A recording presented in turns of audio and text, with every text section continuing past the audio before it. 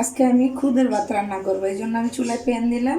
এখানে পরিমাণ মতো মানে নিজের আইডিয়া অনুযায়ী তেল দিলাম।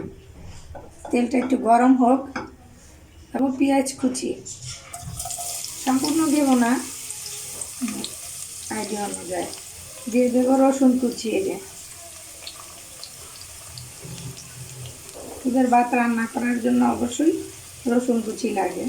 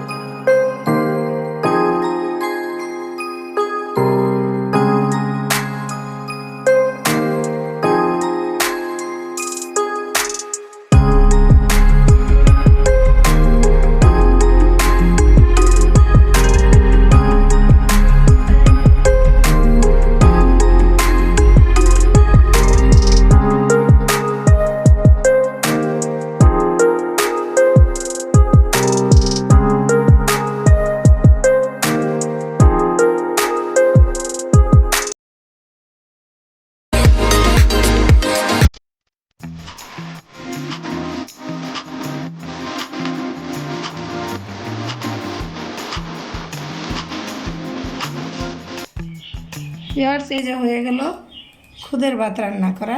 তাই আপনারা এইভাবে রান্না করবেন চাইলে। আর এটার সঙ্গে বিভিন্ন পদের ভর্তা আছে, ওটা আমি দেখিয়ে দেব।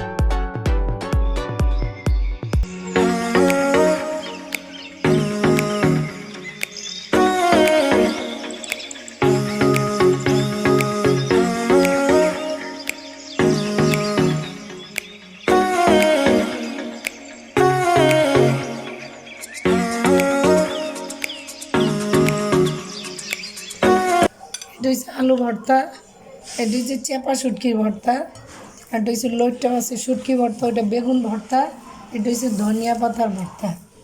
এই শীতের সকালে খুদের ভাতের সঙ্গে খুবই মজাদার একটা খাবার।